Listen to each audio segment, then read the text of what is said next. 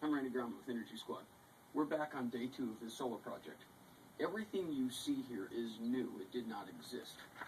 When we were looking at the old breaker box, we had to plumb into it. It came around and we had to add a 100 amp sub panel. This is not typical on most systems.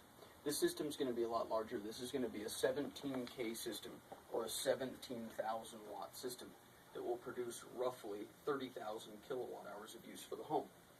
Now, after everything goes through this other sub panel we had to add, you can see we did a really good job. The conduit is nicely run.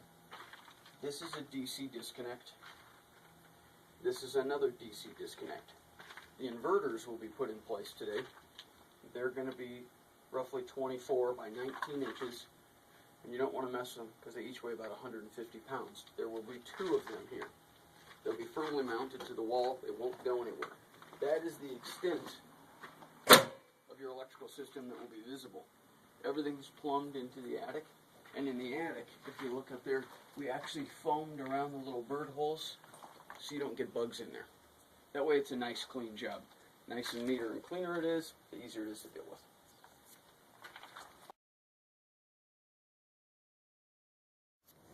We're using 3 different angles on this house. We're going to have panels up on the east side, tilted up south.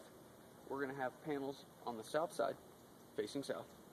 And as we come down here, we're going to have panels on the garage that are south facing.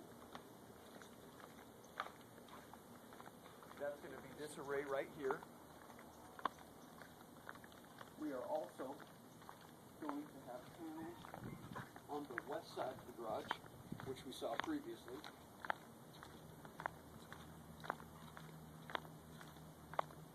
And then we're going to have an array up on the top west side, and that's going to be the largest array up there because that was our largest usable amount of roof space.